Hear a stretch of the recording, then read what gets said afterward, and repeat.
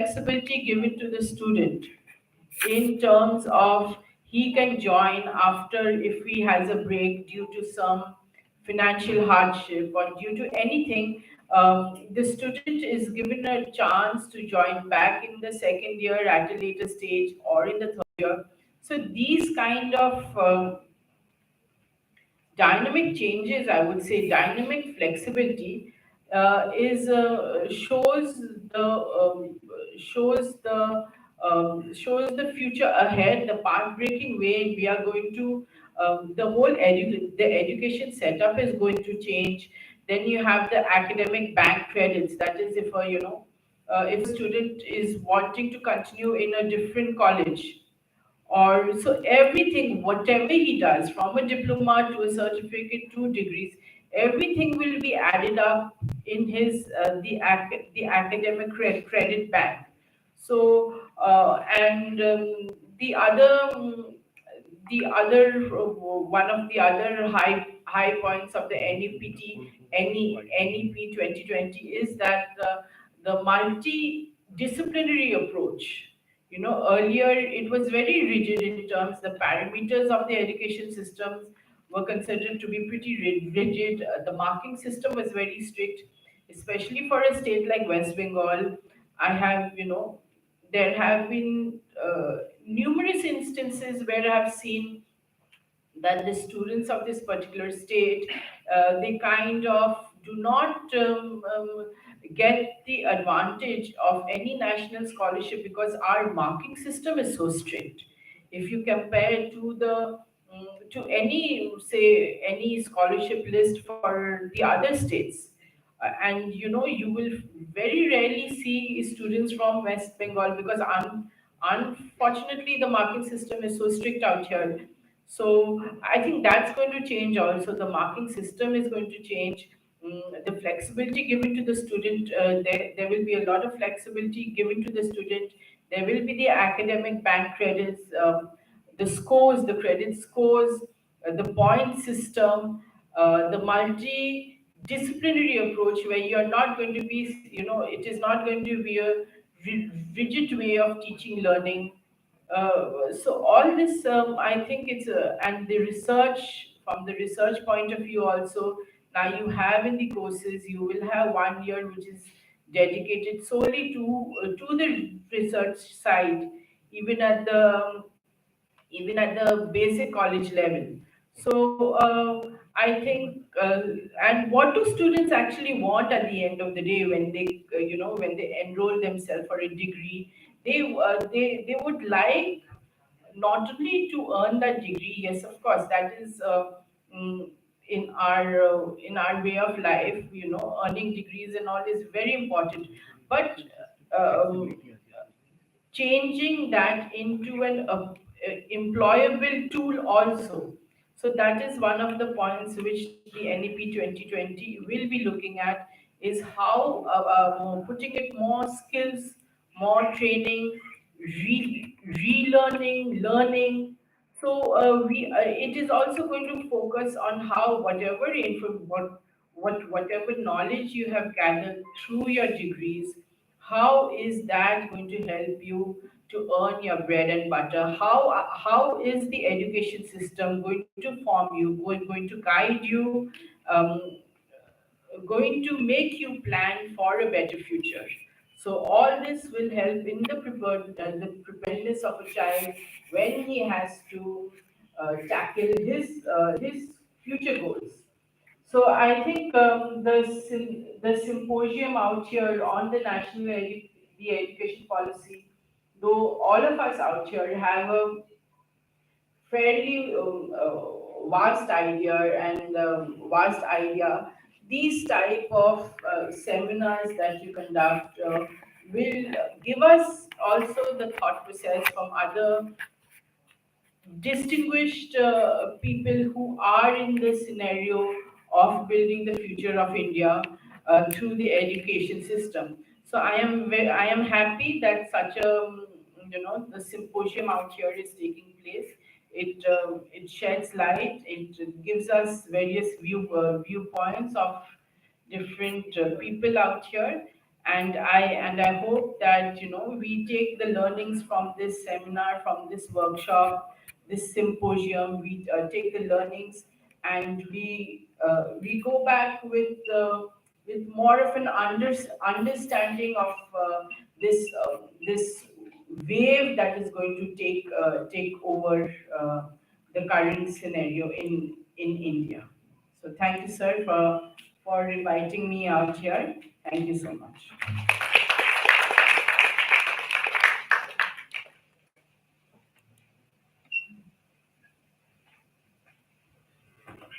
Thank you, madam, for sharing your deep knowledge. Now I would request our honorable guest, Dr.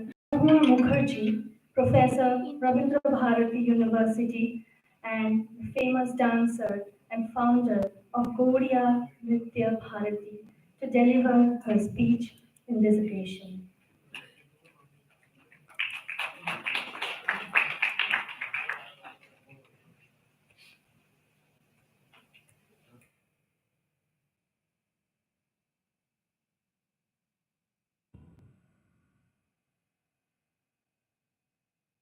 Good morning. And after Sharad Utsav, the ceremony of autumn, we are here. Respected dignitaries and the guests, and Saraswat Samaj from all over India, the dignitaries on dais, I feel proud and honored that Dr. Bishwajit Rai Chaudhary invited me and I became a part of this venture.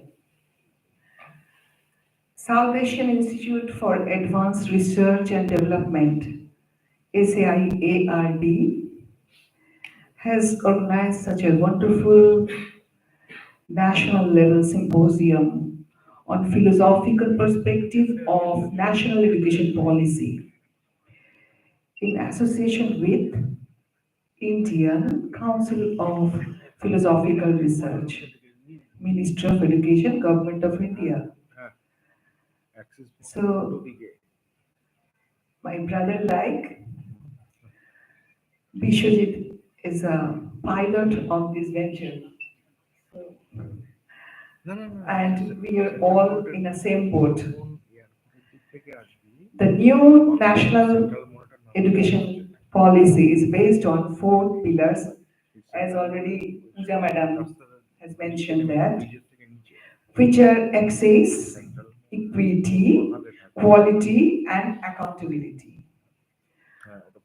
Uh, what I feel, national education policy focusing on upliftment of the society, the research activities, and giving impetus to interdisciplinary activities also.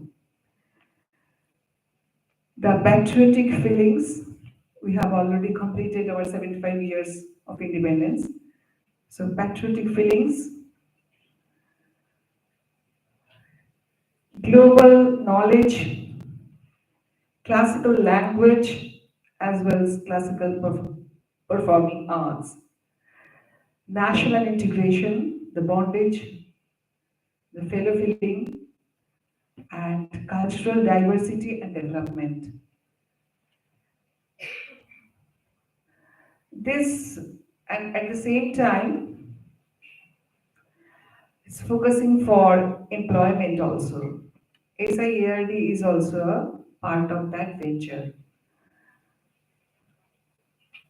So I am from the discipline of dance, already mentioned.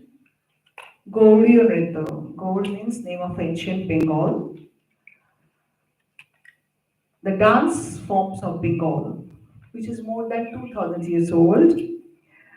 After 1947, an arch for searching out a regional cultural identity reared its head all over India.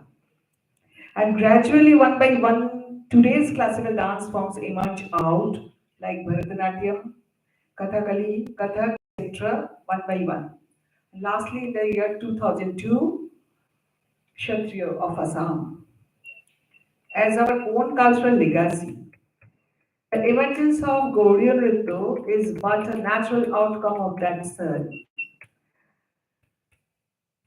As Tagore has told, quote, music and fine arts are the best media of national self-expression. A country which does not have its own music or arts remain inarticulate forever. Deep in the heart of this universe of creation and Iman with it. This is a kind of throbbing of life. Music conveys to us a feeling of the heart throb of universal harmony. Life of man as a whole forms part of the great symphony. The sun, the moon, the planets and the stars, the trees and the herbs. All of them contribute their own tune to this great music of universe. Universalism, which is one of the major part of NEP, global. The universalism is the keynote of our Indian music, the note of detachment. So, and Swami Vivekananda also echoed in the same tune. He narrated that education is the manifestation of perfection. Dance gives us the complete education of the perfection. Gaudiya Nritya is completely built upon the Bengal's literature, architecture, sculpture, drama, painting, music, history, rhythm means mathematical calculation, Shastra or our ancient treatises, etc. This dance and art is meant primarily for spiritual expression with historical evidences. Life of man as a whole forms part of great symphony of this universe. From the beginning of the history, man has striving to harmonize this his every word, everyday speech with the eternal message of nature, and which gives the rhythmic part of life. Already I mentioned, framed by that four pillars again: access, equity, quality, and accountability. It's not easy and deeply immersed in philosophical thoughts. I'm concluding Rabindranath Tagore's one line. He expressed as a student of dance and music, I'm quoting that. When I see the world as a song, I know and comprehend him the best of all. Then the language of his love fills the sky with light. Then every particle of dust speaks to me with his voice. His voice. So, this type of national symposium will boost up us and show us a new avenue, I hope. Thank you so much.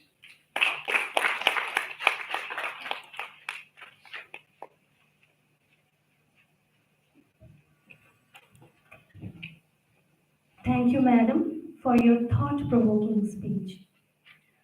Now I would request Honorable Guest Professor Jayanto Chaudhary, Professor, Tripura University, Tripura and founder, Global Forum for Sustainable Rural Development, to deliver his speech.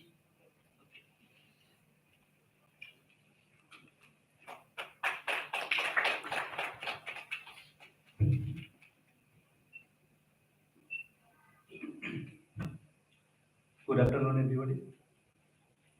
Uh, Before I go for my short film, I would like to congratulate Dr. Vishwajit Rajendra, is the founder of SAIARD, and particularly this is a very important issue when we are talking about the development of our country and other. This new education policy we are expecting it can create a lot of good things. We have a lot of expectation. Before I start again, I would like to uh, congratulate all the guests here who are available in the our dais, our uh, honorable guest, Srimati Pooja Bhamu, ma'am, Deputy Secretary UGC, and Dr. Moma Mukherjee, and also the Dr. P.K. Mishra, Principal Surya Sen Mahavidyalaya, Siliguri, and our participants. Lot of discussion already have made. Again, our Honorable Vice Chancellor discussed about the new education policy, ma'am, on the education policy from the DGC perspective, what we are thinking, and that main document of the new education is already available in the net, so I'm not going to that much elaboration of new education policy. To that we will go through the new education policy. New education policy is not only thinking for like India as a whole, but through that, I think that new education policy is also going to address the global sustainable development goal 2030. You know, there are 17 goals, and out of that, SDG 4. SDG 4 is sustainable development goal 4 is basically addressing to the quality education. And if you analysis or go through our new education policy, that you can see that this new education policy is as part of that global goal of 2030, SDG 4. And that SDG 4, the different component of SDG 4, it is clearly captured or addressing to the SDG goal 4. SDG goal 4, you can see that there are different components. Like component of SDG 4.2 is the indicator, the equal access to quality of the pre-primary education.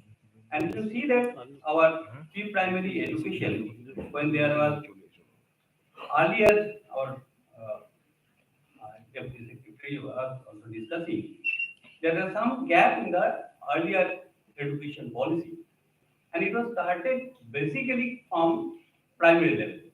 But the new education policy is going to start from the pre-primary level, which is as part of our international or the global goal SDG 2030.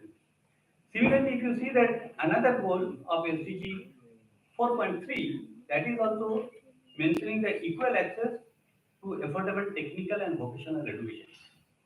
The major thrust of new education policy is also the vocational education. Everywhere it is coming at the students with degree or the students as employability degree. This is important. Nowadays, almost every university is going to trust on those aspects. What kinds of vocational course they can learn, what kinds of skill-based course they are done.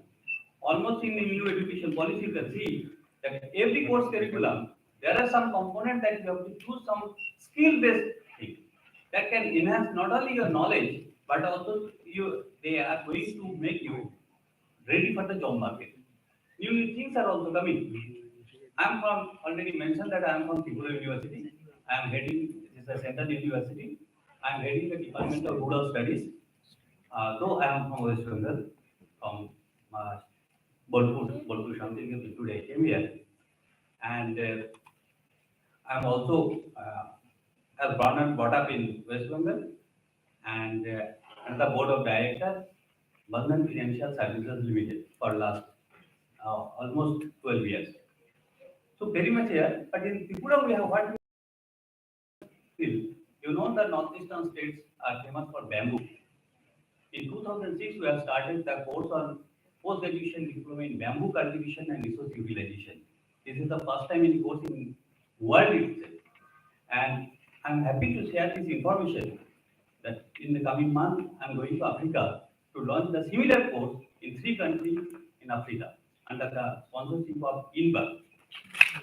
So thing is, the new education policy is emphasizing on those aspects. Recently, we have also started a course on rubber technology. After Kerala, Tripura is one of the famous for the rubber. Why I'm trying to win you, it can be taken as a recommendation also from this forum that every university should meet the need of the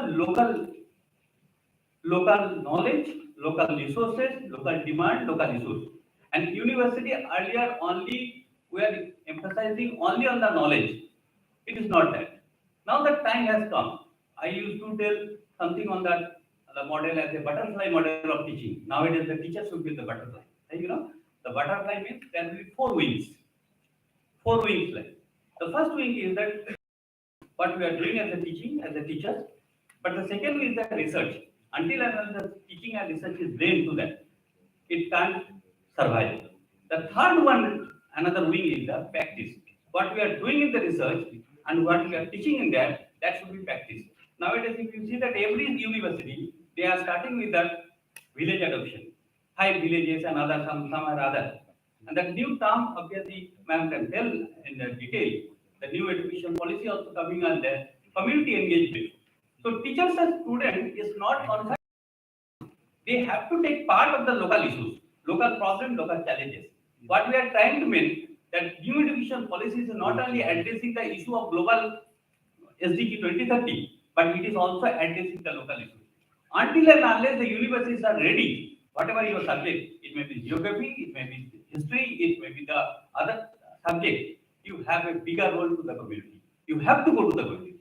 Until and unless you are coming to the community, this new education policy is nowhere. It should not be confined with the school. So our new education policy, there may be a lot of controversy because new education policy, the education till now is a state subject, right?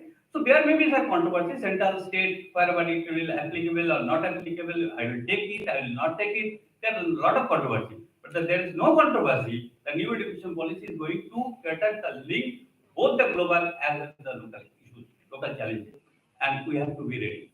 We as a teacher, earlier our role was only teaching and this. Now we are not at all a teacher. We are facilitators. We are basically mentors. We are basically supervisors. And it is not our duty within class hours, but beyond that also we have to take responsibility. And fourth wing, what I mentioned you, that another wing is the social responsibility. It is our moral duty now that we have to put this input to our students that it is not your subject, but how you are going to apply your subject to the community, how your subject can play. So different community engagement activities must be there. And here I am standing in the subject as a rural development, which is directly linked with the rural areas. Now we are not only facilitating in our university, but we are facilitating tying up with the different departments. Say for example, in our university, there is a vermicompost unit they have built from the Department of Zoology. Now the vermicompost, as a recently NAG visit was there, they were very impressed. But the thing is, the vermicompost unit, how it will bring to the village, that extension will do. Now our department is ready for that. So we are doing with that. Recently, with the support of district magistrate of the one of the districts, we are going to local and model SDG village. Now new SDG village where all these aspects are coming. Now, if you go to that another aspect, that apart from the vocational and this, SDG 4.4, which is mentioning that increase the number of people with relevant skill for financial success. What I mentioned earlier also, it is not a degree for your showcasing something, but a degree having the market value. Lot of courses are being offered, but the time has come how you can rethink or reconstruct the structure or the syllabus or the nomenclature of your course. It has now become very important. Say, for example, earlier it was the history as a course. Now we are trying to make the history and tourism together.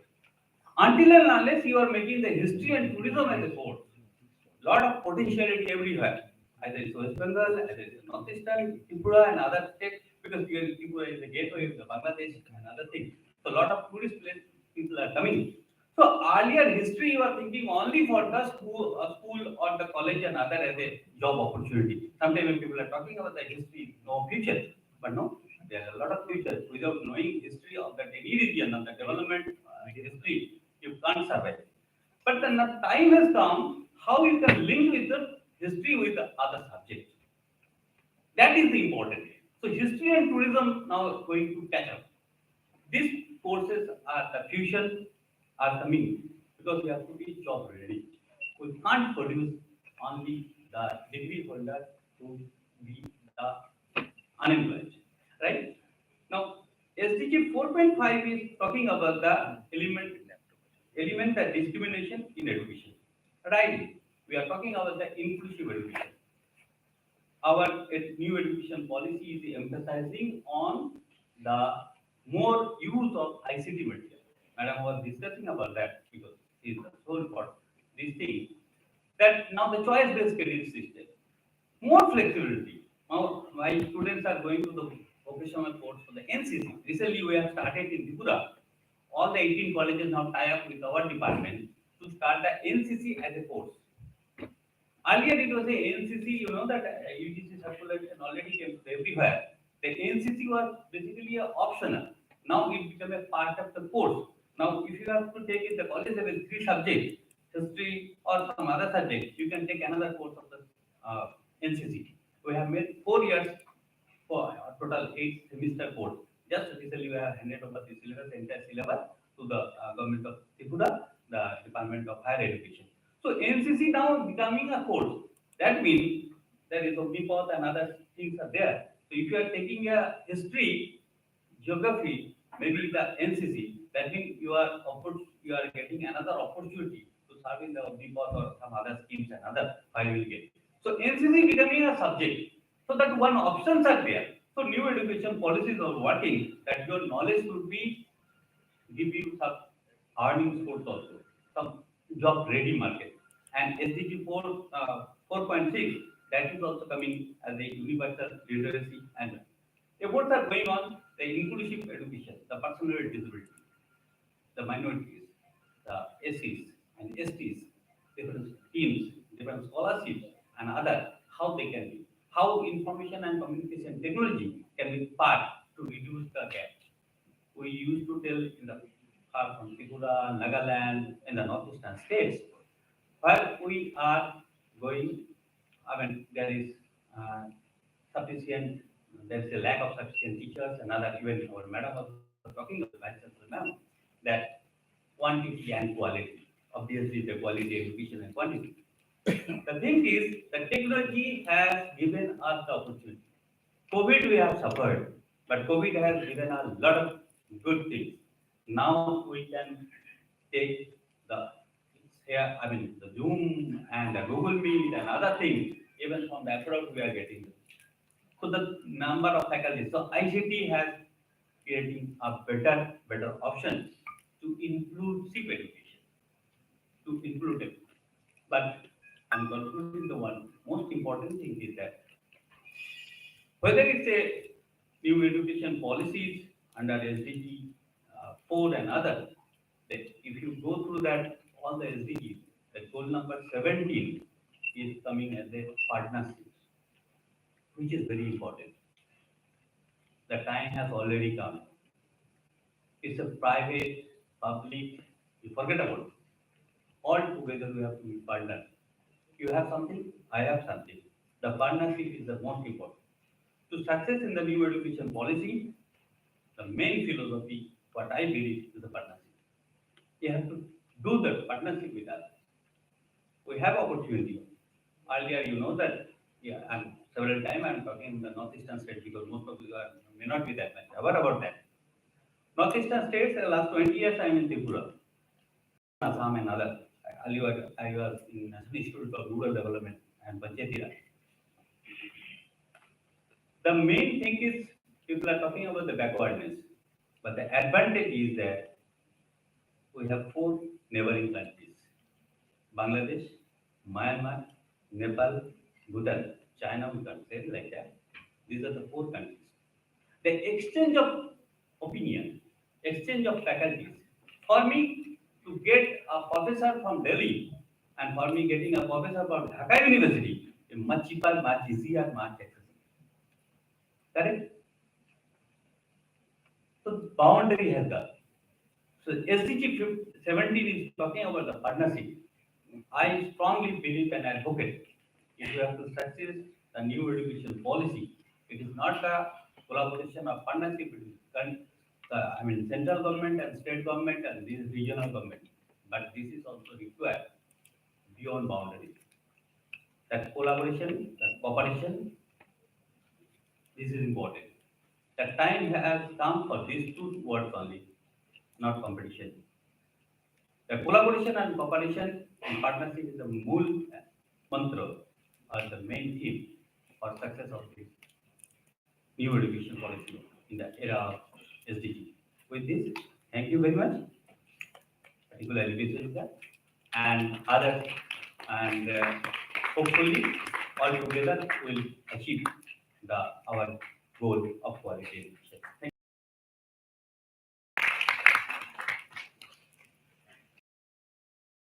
Thank you, sir, for your influential speech.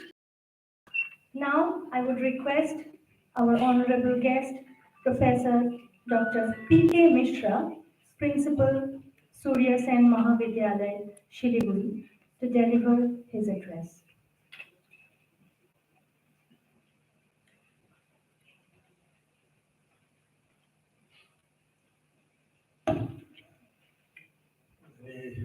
Good afternoon to all the dignitaries on the dais and participants and invitees in the program.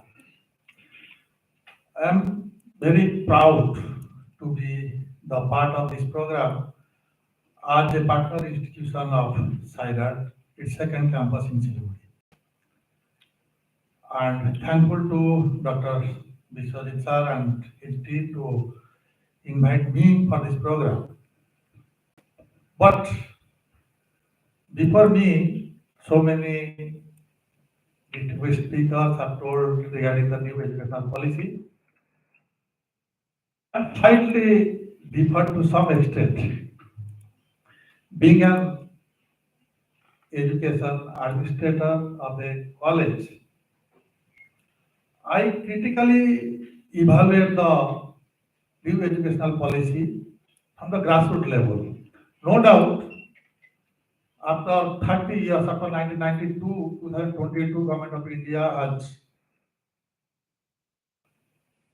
framed this new educational policy, taking the global issues, global education system into consideration. But there are so many positive sides of this policy, from the structure, from the pre-school education to the higher education. But as Sir has already told, our country is vast. It's different socially and culturally.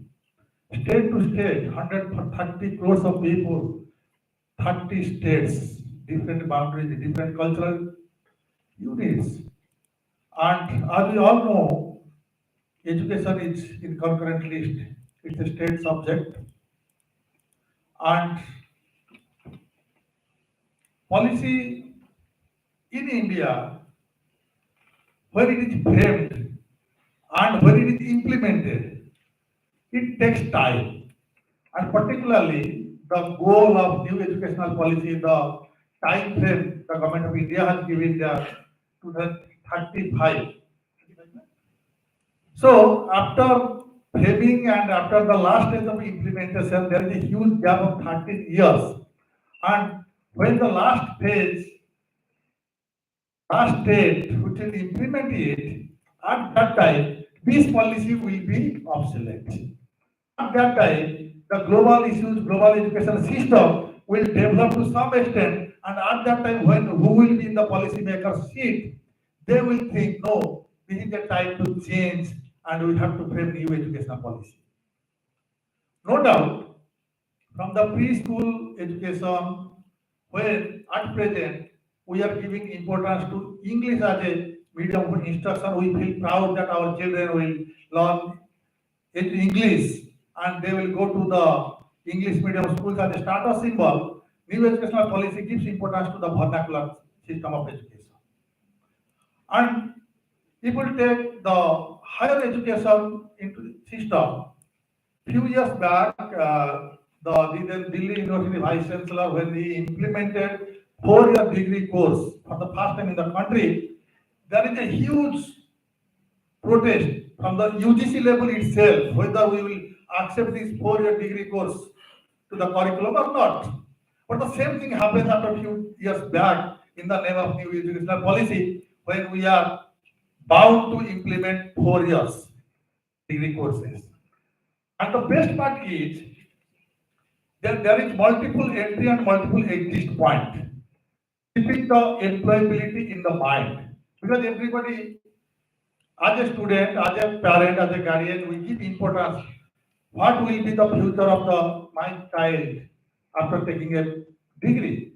And new educational policy gives the interdisciplinary approach. It gives importance to interdisciplinary approach, so that a history student taking history, he can take physics, he can take chemistry, he can take mathematics.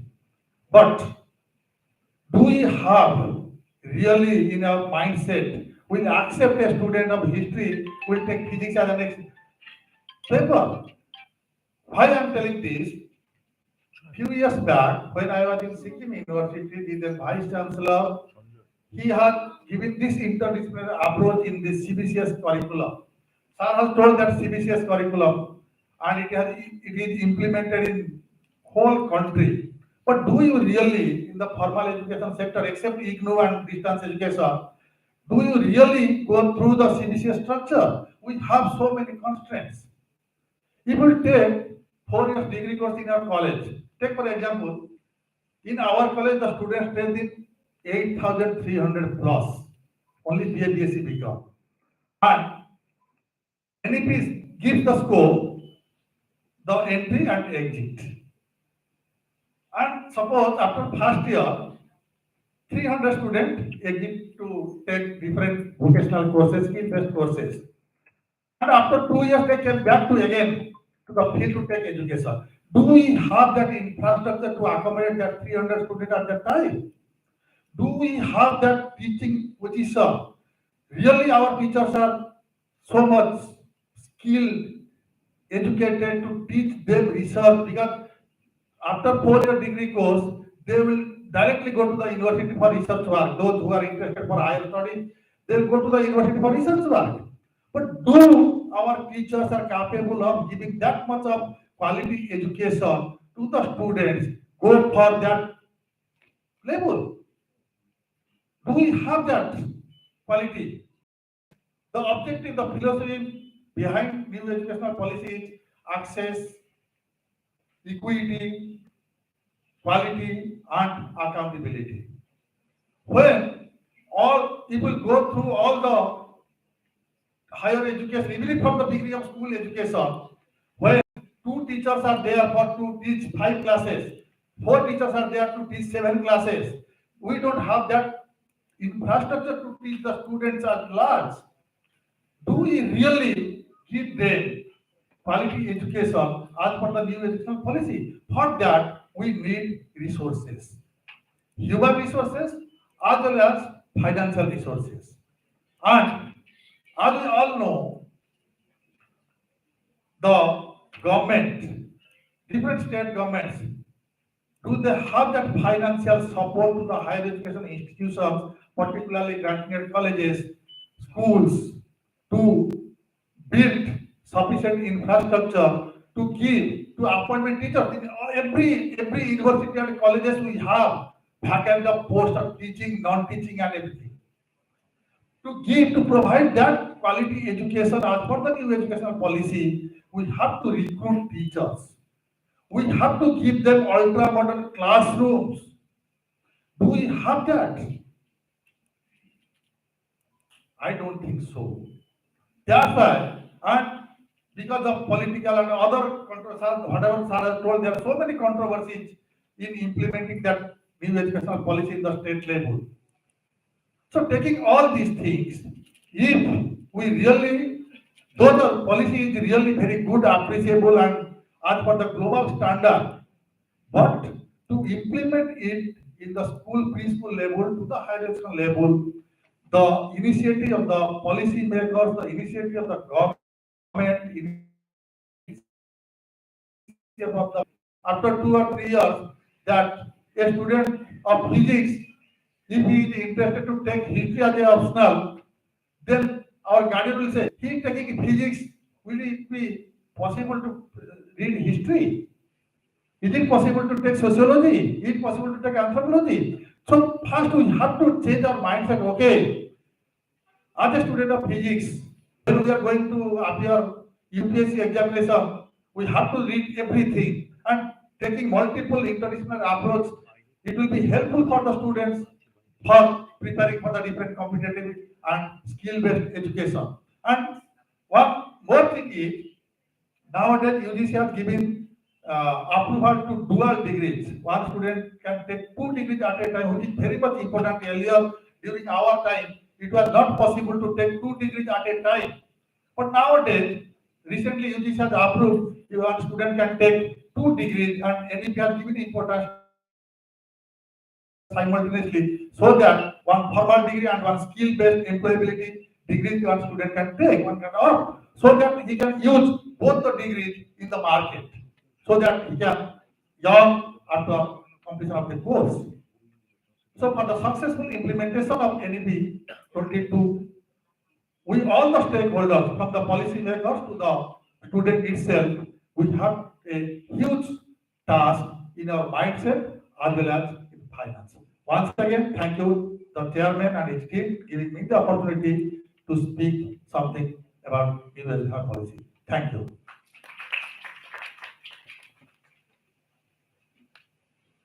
Thank you very much, sir, for your valuable speech. Now, ladies and gentlemen, we are having a great opportunity to listen to the words of our chief guest, Dr. Ramesh Pokhriyal Nishank, Honorable Member of Parliament and former Minister of Education, Government of India. Although he is not being able to be present, but still he has sent his regards on this occasion. I would request Mr. Shudip De and Mr. Akash Shah to play the video.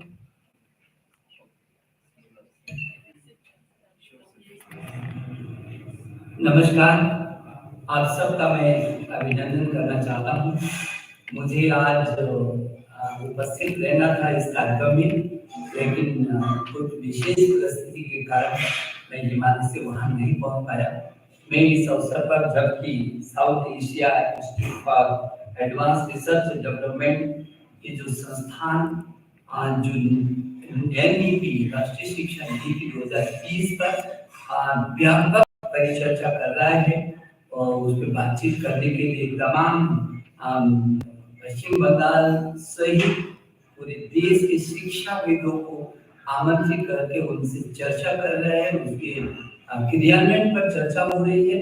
मैं इस अवसर पर आप सबका बहुत अभिनंदन करता हूँ और इस संस्थान को विशेष करके इसके चेयरमैन को, इसकी टीम को मैं बहुत बधाई देना चाहता हूँ।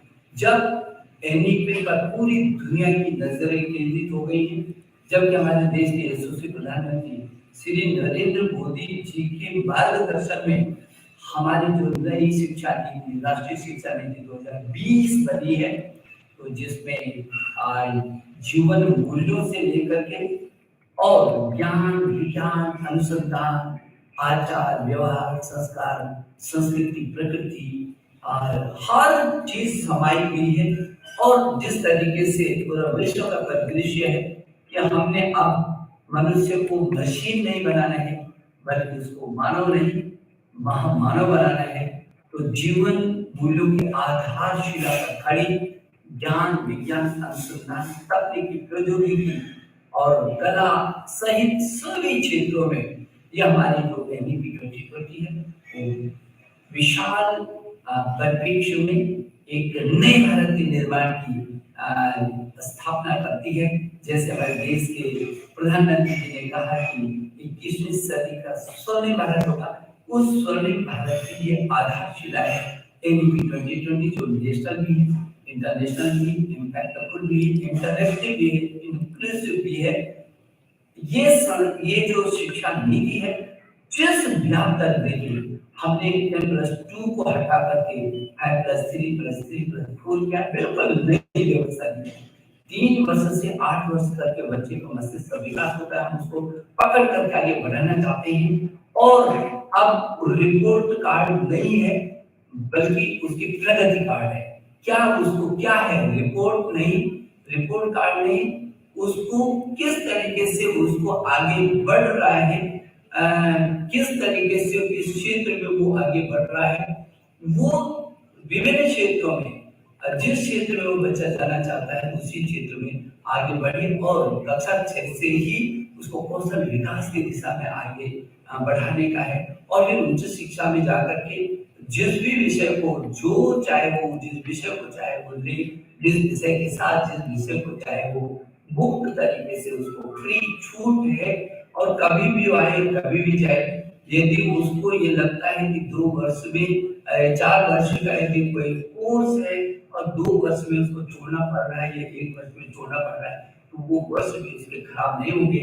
1 वर्ष में उसको सर्टिफिकेट मिलेगा, 2 वर्ष में उसको डिप्लोमा मिल जाएगा, 3 वर्ष में उसको डिग्री मिल जाएगी। उसका 1 वर्ष भी खराब नहीं होगा, एक दिन भी खराब नहीं होगा। और यदि फिर दोबारा वो आना चाहता है कि जहां उसने छोड़ा था वहां से उसको फिर शुरू करना चाहता है, तो एबीसी ये जो बैंक क्रेडिट बनाया है उसके लिए उसकी चाबी भी उसके पास दी है, एकेडमिक बैंक ऑफ क्रेडिट। जहां आए वो अपना ताला खोले, जहां उसने छोड़ा था उसे आगे बढ़ाए। इसमें व्यापक शोध और अनुसंधान के लिए नेशनल रिसर्च फाउंडेशन में प्रतिवर्ष 50,000 करोड़ रुपए होगा। जब लोग हमारे देश के प्रधानमंत्री ने कहा जय अनुसंधान होना चाहिए, हम अनुसंधान के क्षेत्र में आगे जाएंगे और तकनीकी के क्षेत्र में नेशनल एजुकेशन टेक्नोलॉजी फोरम बनाया है। उस फोरम के माध्यम से लोकल से ग्लोबल तक जाने का जो मार्ग तय करेंगे, उसी से make in India, digital India, skill India, startup, stand up और उसी से बढ़ेगा फिर भारत का आत्मनिर्भर भारत। तो मुझे लगता है कि यदि नई शिक्षा नीति को जिस क्षेत्र में जिस भी आयाम से आप देखेंगे वो पूरी दुनिया में आपने ढंग किया है। और इसीलिए कैम्ब्रिज ने और तमाम दुनिया के शीर्षस्थ विश्वविद्यालयों ने ये कहा है कि ये जो एनईपी 2020 है ये पूरे विश्व के लिए गेम चेंजर का काम करेगी। मैं आप सबका बहुत अभिनंदन करना चाहता हूँ कि आपने इतना महत्वपूर्ण विषय पर ये चर्चा रखी है। मैं संस्था के लोगों को भी बहुत सारी बधाई देना चाहता हूँ। बहुत बहुत धन्यवाद।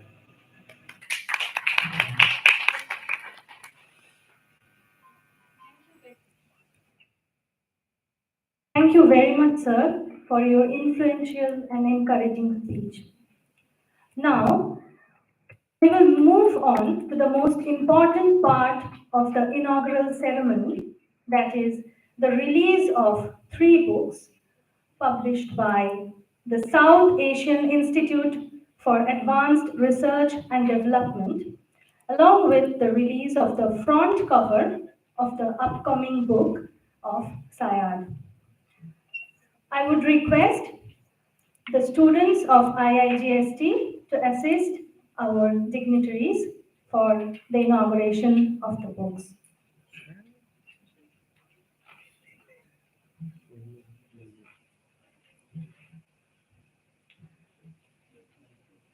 I would request Dr. Jayati Dash, Associate Professor, Sri Shikshayatan College, to come on the dais for the inauguration of her book.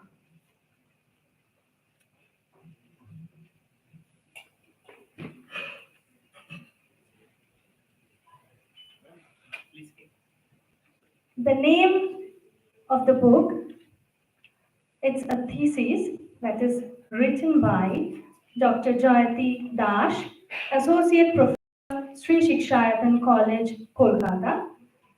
Asthma Predictability Index among children with atopic parents in and around Kolkata metropolis and its correlation with various air pollution indices written by Dr. Jayati Das.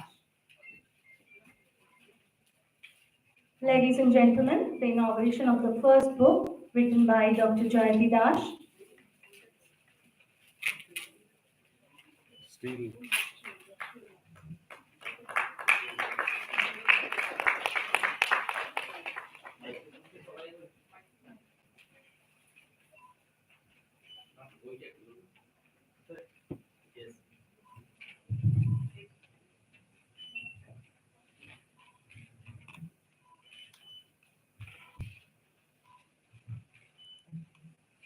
Hello. On behalf of our South Asian Institute for Advanced Research and Development, SAIARD, as you know that we have published almost 6 research volumes till now, and this is one of the research volume, and for that I would like to heartily congratulate Dr. Jayati Das for published her postdoctoral research thesis through this book, and definitely as the asthma and the focal theme on the asthma and the child Kolkata centric child air pollution is also mentioned here. I will request if you would like to connect this book, you can also go through our website, SAIARD book, you have slash book. There you can connect and also go through the books, what are the content and all that. And on behalf of our institution, I heartily thanks to all the dignitaries for inaugurate this book as well as especially Dr. Jayati Das for sharing this book with us through our SAIARD publication. Thank you, ma'am. Uh, Now, I would like to request our honorable dignitaries to open up the cover page of our another book that is the. This is also a research volume on the tourism in Benares, its problems, prospects, and planning for the development. This book has read. This is not a book; it's a research-based activities, dissertation-based activities, you may say, and this has been done by one of our students, that is the Poushali Haldar. She is now doing her PhD research in Delhi School of Economics, and she was in the student in Benares Hindu University. She was doing a very good master's dissertation work, and whenever we see it, we thought that it should be published because we also support her regarding the mapping and all research sectors as well. And you will be happy to know that this book has also Honorable Chief Minister of Uttar Pradesh, Mr. Yogi Adityanath ji, also from his cabinet, he invited this book and told me to send a copy for the UP Benares tourism development and how we can apply the GIS technology for that particular issue. So it's also a pleasure and honor for us, and I request to all of you, please, we are give a big round of applause. Thank you.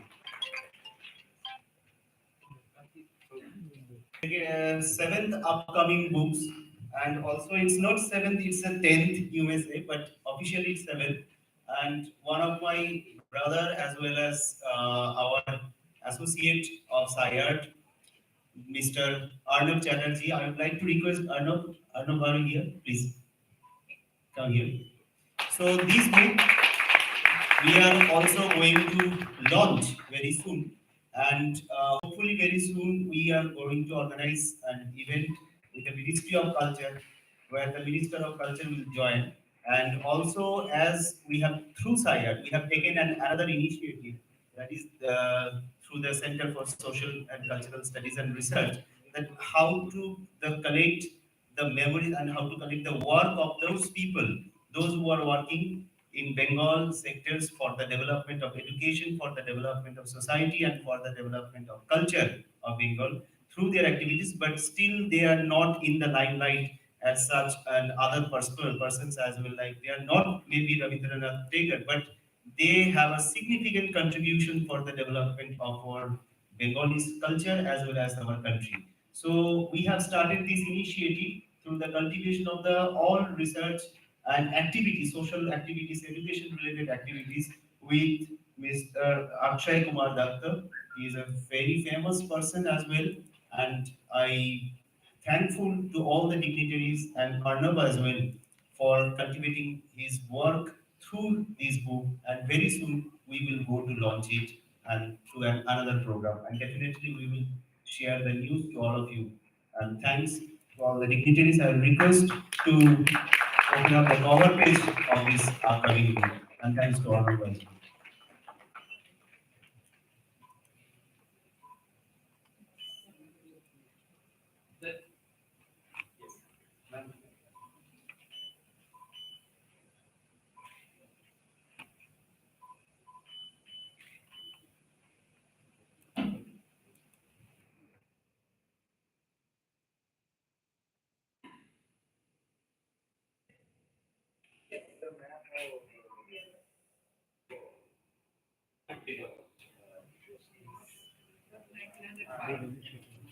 In that sense, I would like to take another advantage because credit on behalf of me because the book's cover page, whatever you see, these are designed by my own hand, and so hopefully even not only that, the book which we are also going to launch because as you know that our institution is also associated with the Urban Ministries, National Institute of Urban Affairs, and the National Mission for Clean Ganga. So very soon we are going to launch another two books. That is the research book on river as well as urban inclusive urbanism. So in another program we will definitely show it. And thank you to all of you.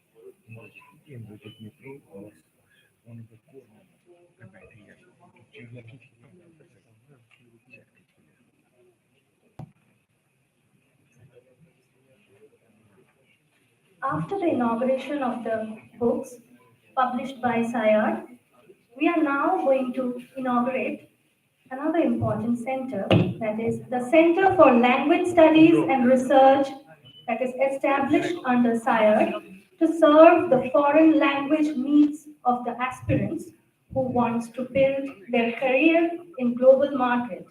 It teaches six different languages: Sanskrit, French, German, Japanese, Spanish, and communicative English to the students, and thus helps them acquire a very valuable economic and social resource in today's world of growing globalization and edition. So as I said that the our another center we will start very soon. And for that I will request two faculty members, Mr. Shubhajit Modok and Utsav Chaudhary. If you please join with us. I would request Mr. Shudip Dev and Mr. Akash Shaha, the students of To IIGST, share to the share the video.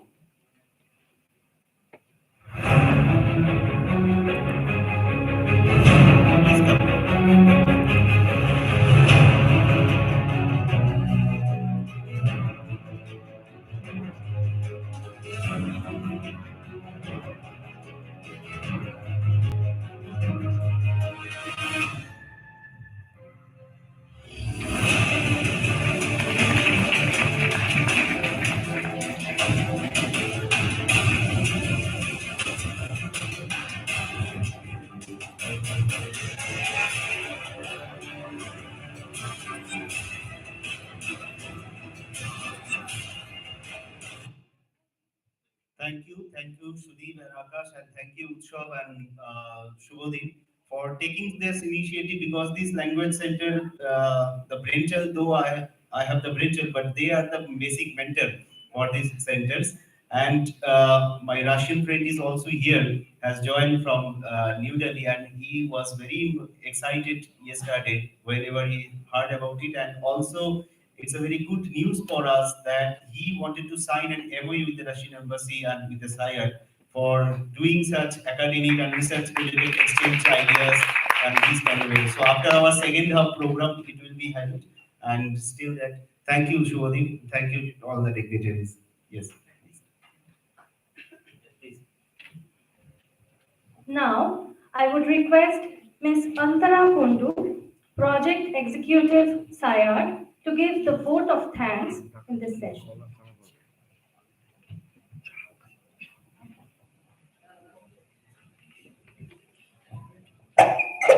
So, good afternoon, everybody. I hope you all have enjoyed our today's session.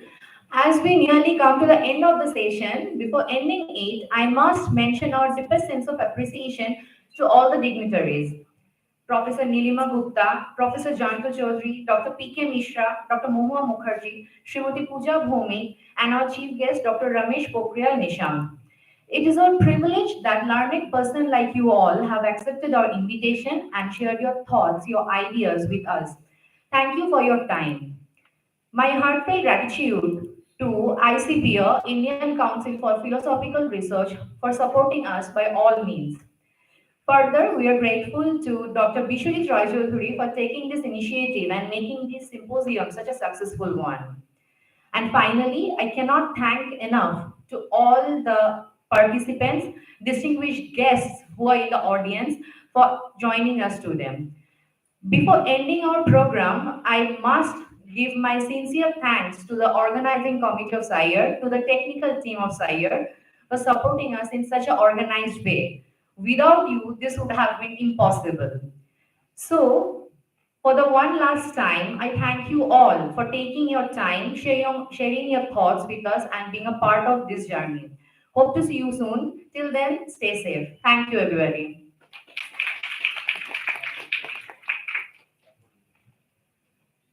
Thank you, Ms. Antara Kundu. With this, we are ending the inaugural session. We will proceed for lunch. After lunch, we will start the next session. Please bear with us. Thank you.